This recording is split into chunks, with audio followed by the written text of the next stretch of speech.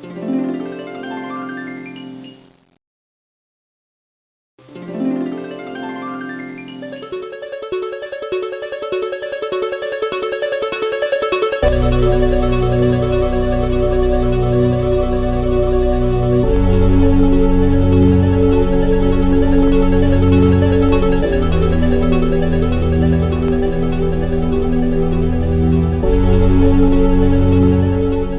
la viande ovine, de l'huile d'olive, du safran et aussi des dattes. Ce n'est pas une recette de Tangier, mais un petit échantillon des précieux produits du terroir marocain que le ministère de l'Agriculture tend à protéger et à mettre en valeur en leur attribuant des signes distinctifs d'origine et de qualité. La principale avancée dans ce domaine est sans doute la publication des décrets d'application de la loi 2506 relative aux signes distinctifs d'origine et de qualité. Une loi qui s'inscrit dans une triple démarche: patrimoine, écologie, développement durable, pour la valorisation des produits du terroir comme étant l'une des composantes du plan Maroc Vert. Ce plan vise essentiellement le développement économique et social durable pour les populations rurales à travers le maintien des activités économiques dans les zones rurales, en particulier les zones qui sont défavorisées. Le ministère de l'Agriculture et de la Pêche maritime, en s'inscrivant dans cette nouvelle approche, s'est placé dans une dynamique de développement social économique par la mise en place d'un système des signes distinctifs d'origine et de qualité. Ce système est collectivement accessible à tous les producteurs, transformateurs et notamment les petits producteurs des produits agricoles, des denrées alimentaires et des produits halieutiques. Ce système est régi par la loi 2506 relative aux signes distinctifs d'origine et de qualité des denrées alimentaires et des produits agricoles et halieutiques. Cette loi a été publiée en 2008 et elle a fait l'objet d'informations des populations locales sur les signes distinctifs d'origine et de qualité qui sont retenus par cette loi. Ces signes sont au nombre de 3. Il s'agit notamment de l'indication géographique, de l'appellation d'origine et du label agricole. Pour l'élaboration, l'appellation d'origine protégée est une appellation d'un nom, d'un produit qui porte un nom d'une région, et qui a un lien fort à la fois physique au terroir et par les facteurs humains, donc le savoir-faire. Pour une indication géographique protégée, c'est qu'il n'y ait qu'un de ces deux éléments. C'est soit naturel, soit le lien par le savoir-faire au territoire. Maintenant, le label agricole, il n'y a pas de lien au terroir directement. Donc un label agricole peut être produit partout dans le pays, mais le lien, il est au savoir-faire. Ou la protection, c'est la protection d'un savoir-faire. Pas tous les produits peuvent prétendre être une appellation d'origine protégée, une indication géographique protégée ou un label agricole. C'est vraiment que les produits d'exception, les produits qui ont une tradition et qui ont une réputation. En fait, c'est des produits qui existent déjà et qu'on peut reconnaître. Chacun a un intérêt, aussi bien celui qui va protéger au départ, qui est porteur, en quelque sorte, de la race ou de la variété, que celui qui va l'utiliser pour faire le produit, et celui qui va commercialiser le produit également. La mise en application de la loi 2506 a été soutenue par l'Organisation des Nations Unies pour l'alimentation et l'agriculture dans le cadre d'un projet intitulé « Assistance technique pour la mise en place et le développement du système de reconnaissance des signes distinctifs d'origine et de qualité ». Les axes d'intervention de projet est primo la mise en place du cadre législatif et réglementaire à travers la promulgation de la loi 2506 et ses textes d'application, et la mise en place et la formation des membres de la Commission nationale relative aux signes distinctifs d'origine et de qualité. Le deuxième axe, c'est l'organisation de formation au profit des membres de la Commission nationale, au profit des producteurs et au profit des membres du ministère de l'Agriculture qui accompagne la mise en place et le développement des signes distinctifs d'origine et de qualité. Le troisième axe est l'accompagnement des cas pilotes pour la mise en place et le développement d'un système de reconnaissance et de certification des signes distinctifs d'origine et de qualité. Sur le plan pratique, pour obtenir un signe distinctif, les producteurs ou les transformateurs demandeurs doivent être organisés en coopérative ou association. Ils doivent aussi se conformer à un cahier des charges examiné par une commission nationale spécifiquement créée à cet effet. La demande peut aussi émaner d'une collectivité ou une institution publique. Composée par des scientifiques et des représentants des professionnels, la commission nationale sera la seule habilitée à décider de l'acceptabilité d'un tel ou tel enregistrement. Comment on travaille au niveau de cette commission? Il y a deux cas. Bien la demande des signes distinctifs de qualité ou bien l'agrément. Donc ils travaillent dans deux sens. Pour ce qui concerne les signes de qualité, les groupements que j'ai cités présentent leur demande au niveau des organismes concernés par la labellisation. Ces organismes vont procéder dans un premier temps à la vérification du côté administratif des dossiers. Après, le dossier il est soumis à la commission pour étude et à ce niveau, il y a plusieurs réunions qui sont organisées pour l'étude de ces dossiers. Et suite à ces études, donc, il y a des échanges, des observations et des remarques entre le secrétariat de la division de la labellisation et les demandeurs de signes. Et donc les dossiers sont ajustés après la commission dans son avis. C'est cet avis qui va être transmis au département de l'agriculture qui donne l'avis définitif et après il procède aux aspects administratifs, donc publication et tout ça. Peut-être, je ne sais pas, au niveau des petits oasis.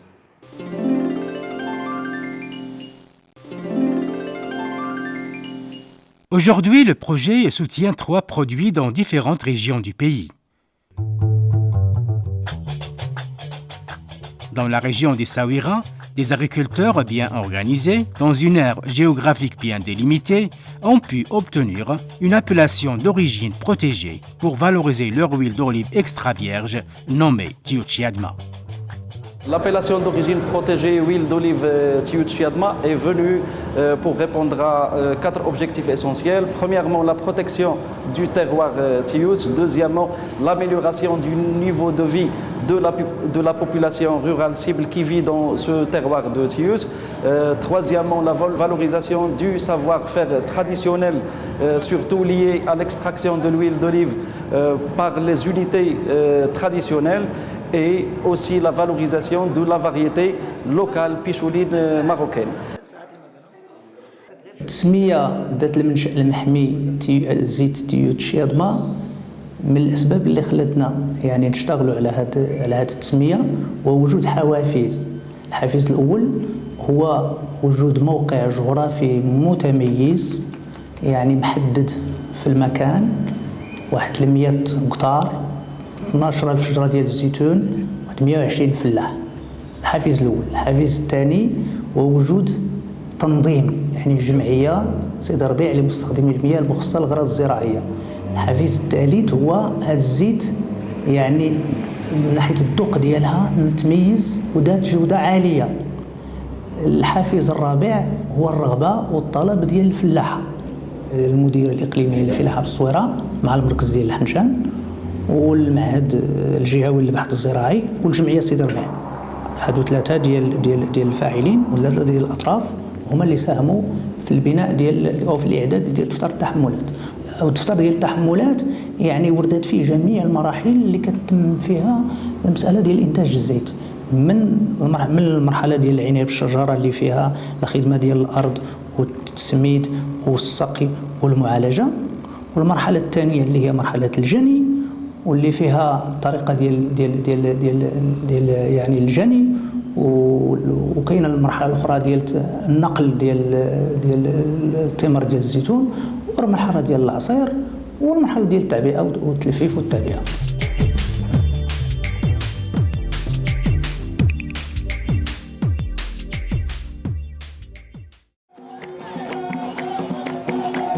Autre produit soutenu par le projet, les dattes mjhoul des Rachidia. Dans le Tafilalat, le palmier dattier constitue l'ossature de l'agriculture oisienne. Il constitue la principale source de vie pour la population locale. Reconnaissant de son importance socio-économique, les Filali organisent chaque année une fête en l'honneur de cet arbre source de vie.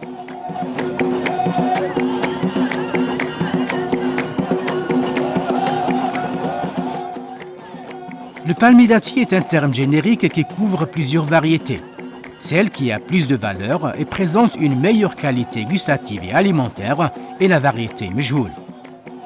Cette variété de renommée internationale, son berceau c'est le Tafilalt et ça représente du point de vue production 2000 à 3000 tonnes par an, ça dépend des années, et aussi de point de vue valeur, c'est 30 à 35% des revenus que procure cette filière au niveau de Tafilalt. Il génère une main-d'œuvre permanente annuellement. D'où l'intérêt de la protéger et de la sauvegarder. Notre association, accompagnée bien sûr par l'Office régional de mise en valeur agricole du Tafilalet, nous sommes en train de mener un projet de protection dans le cadre du SDOC, ce qu'on appelle le SDOC. Donc nous sommes en train maintenant d'élaborer un cahier de charges et on va présenter une demande aux instances compétentes en vue d'acquérir une appellation, un label IGP. Autres produits, autres terroirs et autres interventions du projet. Dans la région de l'Oriental, des éleveurs regroupés autour de l'Association nationale ovine et caprine se mobilisent pour protéger le mouton de la race Bnigui. Des efforts sont dès lors consentis pour l'amélioration de la race, pour l'amélioration du parcours et pour l'organisation des éleveurs. Au niveau du Maroc oriental, il y a une race très spécifique qui est nommée la race Bnigui. C'est une race très caractéristique de la zone. D'ailleurs, au niveau du plan moutonnier de 1980, elle a été choisie comme berceau de race, la zone de l'oriental, pour que cette race subisse un programme de sélection chez des éleveurs élites de la race. Ainsi, on garantira la multiplication des gènes de cette race et leur diffusion auprès de tous les éleveurs de la zone. هذا السلالة تربينا معها من جد لجد. عندها جودة نتاع اللحم نتاع الحليب نتاع الدهان نتاع الكليلة، أي خاصيات عندها، وحتى حاجة ما فيها نتاع الضرورة وتاكل العشوب، صبارة تصبر للثلج تصبر للبرد تصبر لأي حاجة. وعنده جودة عالية ديال اللحم، لهذا دار هذا البيان الجغرافي. المجموعة المطالبة أو الجروب دوموندور هو الجمعية الوطنية لمربي الماعز والغنم بالمغرب. لماذا؟ لأنها هي كتواجد في كل المغرب أولا، وثانيا كتواجد خصوصا في المنطقة الشرقية. لهذا خدات على عاتقها دفتر التحملات ديال البيان الجغرافي ديال فصيلة بنيكيل. هذا لو بلان دو كونترول ولا وثيقة ولا مخطط المراقبة خاص. Pour pouvoir utiliser un signe distinctif, tout produit qui au préalable a reçu son certificat, IGP ou AOP, devra en outre le faire certifier par un organisme de contrôle et de certification.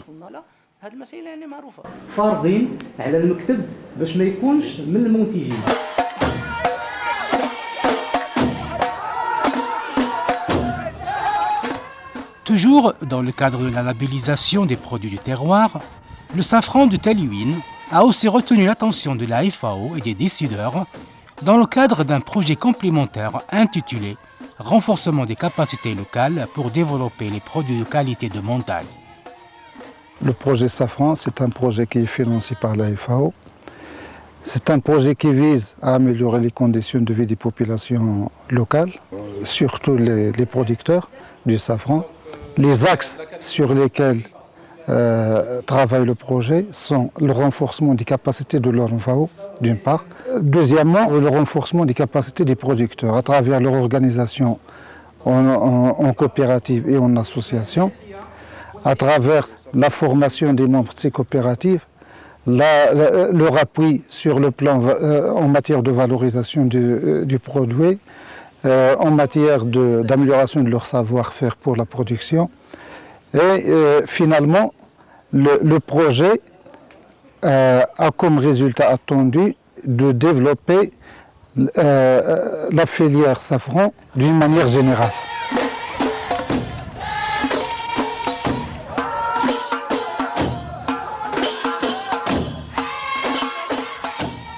C'est ici, dans ces reliefs constitués des chaînes montagneuses du Haut Atlas au nord et de l'Anti-Atlas au sud, dans une altitude allant de 1450 mètres à 2200 mètres, et sur des terrasses de terre argilo-limoneuse très marquées, que le safran a trouvé son milieu favorable pour se développer. Ici, le climat est très aride, avec des précipitations qui dépassent rarement les 200 mm et des températures très basses en hiver, qui se situe entre -3 et -5 degrés. Cette épice, qui tire son authenticité et sa typicité de son origine géographique, joue un rôle socio-économique de premier choix. Le travail du safran est très exigeant pour tous les membres de la famille et surtout pour les femmes. Environ 20 heures par jour en période de la récolte. Chose qui explique le prix élevé du produit safran. تاتي تخدم كسنا ستوكا أدقيسنا نوي إخنو سقوا ساريخ أرغدي تقا أقر سكوار غنا أيقن دغوادا غن معيشنا غدغي والبلادات غنا في تكرزن غنا في قيس باحتن أرد السوان رست قانا مزير أرد دغلي إيوي داميس دافت. Chaque année, un moussem est organisé en l'honneur de cette plante. Un moussem qui témoigne de l'intérêt que présente le safran pour la population locale.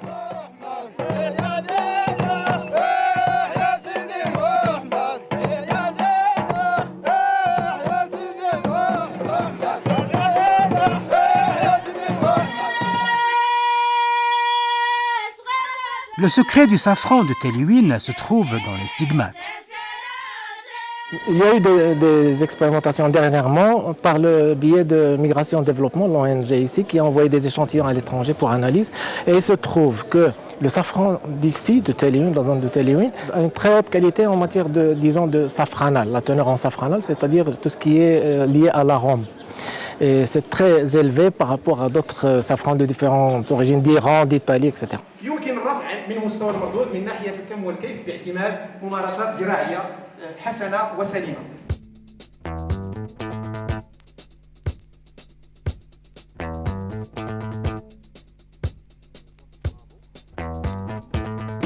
En plus de la formation des producteurs, diverses actions améliorantes des techniques agricoles et de la gestion de la biodiversité ont été entreprises dans le cadre du projet. Des actions qui ont envie de donner des résultats et de bonnes pratiques commencent à apparaître. La récolte, par exemple, doit être faite dans des paniers et non dans des sachets en plastique. Quant à l'émondage, cette opération doit être effectuée dans un milieu propre et sous abri. Et pour mieux garantir la qualité du safran, le projet a introduit des séchoirs électriques.